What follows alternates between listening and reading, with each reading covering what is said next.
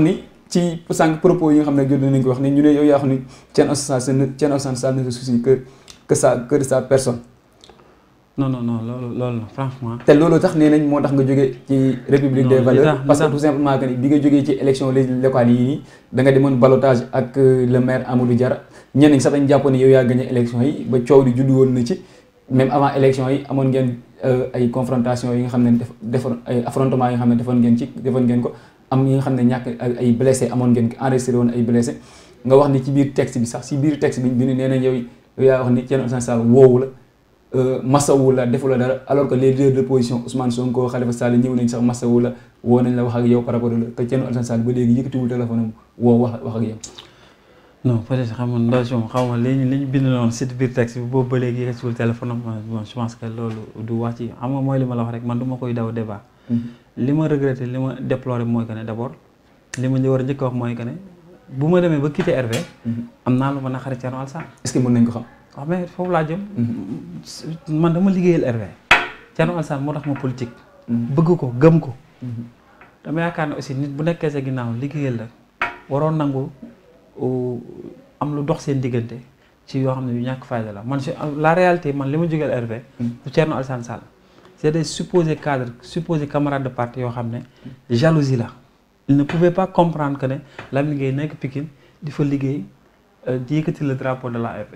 ñu dem gëmloo Thierno Alassane ne ko Lamine Gueye boppam lay liggéeyal ce qui n'est pas vrai parce que plupart de ces gens là dañuy bëgg su ma doon def manifestation ma invité leen et man dama wax ne sama leader benn la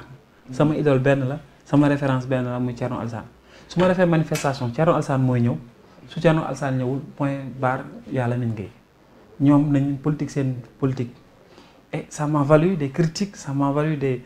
voilà ay contre-vérités yoo xam ne ma dem ba biir RV amatuma foon quelqu'un boo xam ne moom laa mën a waxal parce que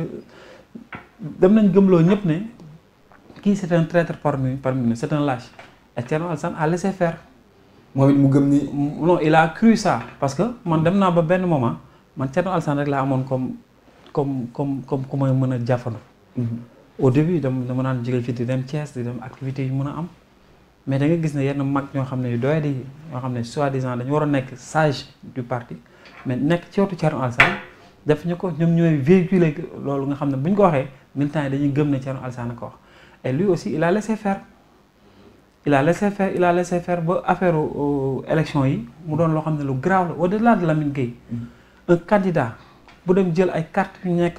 si commission bi retiré ko mu jël ko jox ko ay xale moyennant 10 000 francs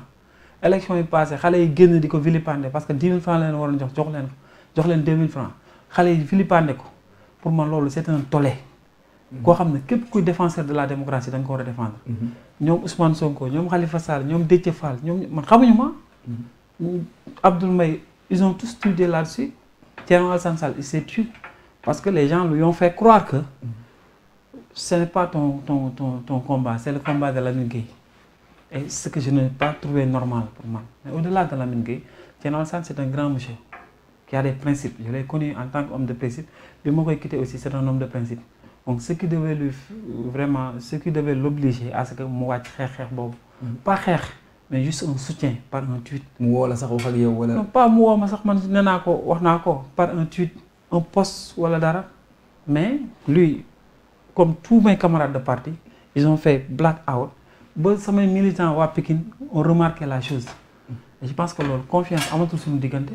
soo demee ba yow sa leader yow moom moo tax nga politique chaque jour H24 da ngay julli sax di ko ñaanal wallahi sur la tombe de ma mère et ce monsieur là se permet noonu di la ignorer donc man je continue d'être sénégalais mais je suis pas obligé d'être de la République des valeurs amul leneen c'est ce qui m'a obligé à prendre mes responsabilités pour quitter la République des valeurs mais réalité bi dëgg le fond du problème ce n'est pas Thierno Alassane lui comportement peut-être il a laissé faire